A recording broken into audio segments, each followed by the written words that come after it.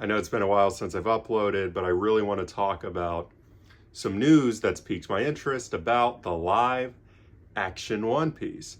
I've always wanted to review it, never got around to it. So if you do want to see a review, like and subscribe to this channel because I might actually do it eventually, or I might do it now. You never know.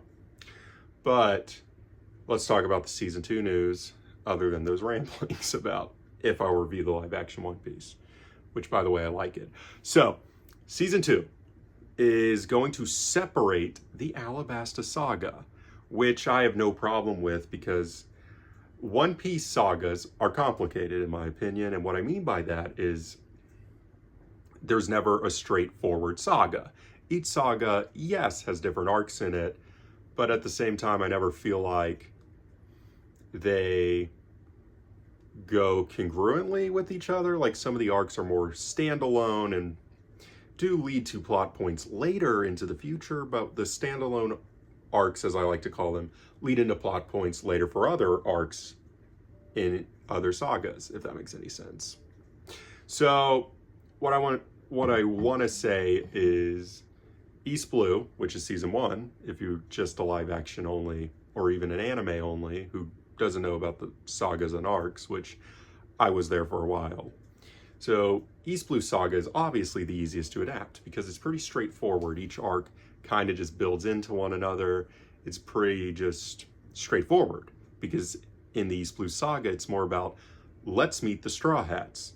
So, we meet Luffy first, obviously. He's the captain. Then we go on to Zoro, Nami, Usopp, Sanji.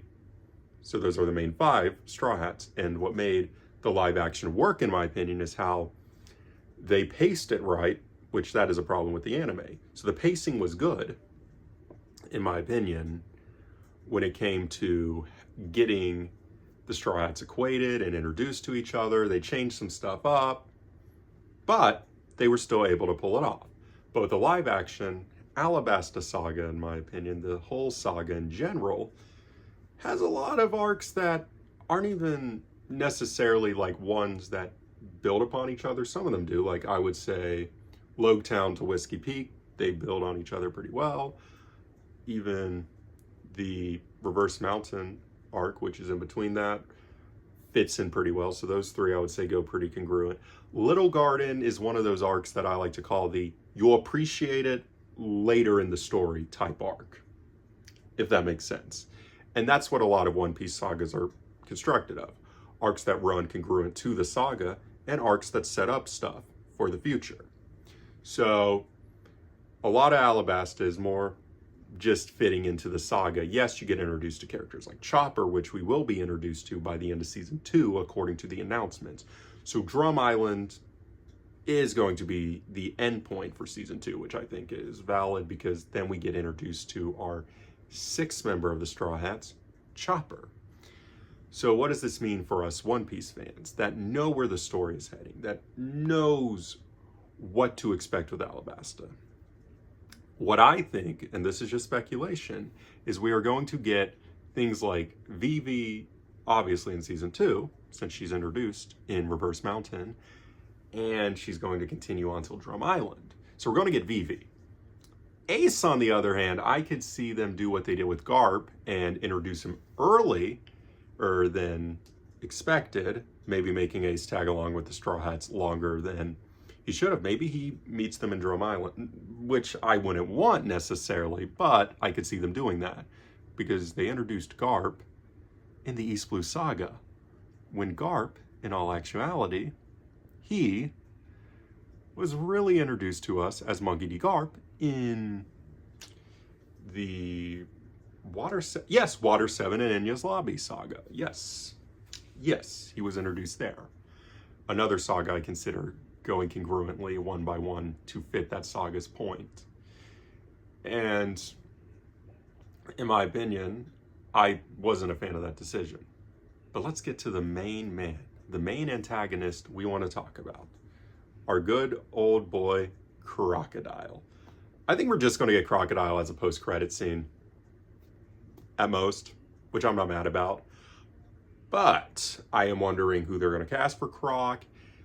What are they going to do with Croc's character? Are they going to confirm a certain fan theory about Crocodile?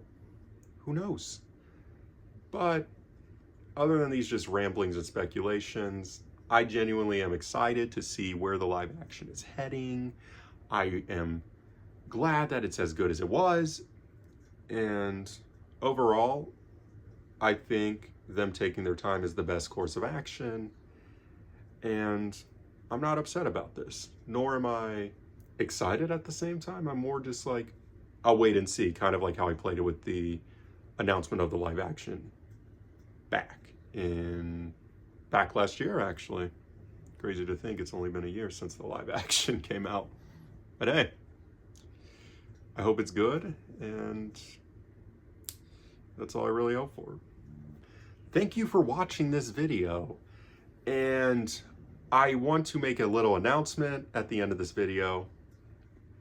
I'm going to be uploading more on here as much as possible. I'm going to throw out some reviews here and there, some of current movies, current shows, some of stuff that I wanted to review back during the writers and actors strike, or just stuff I like in general. So I'm going to be doing a lot more content, a lot more just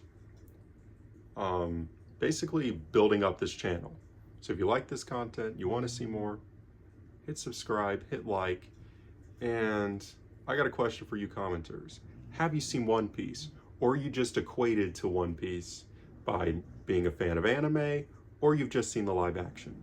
Tell me in the comments below.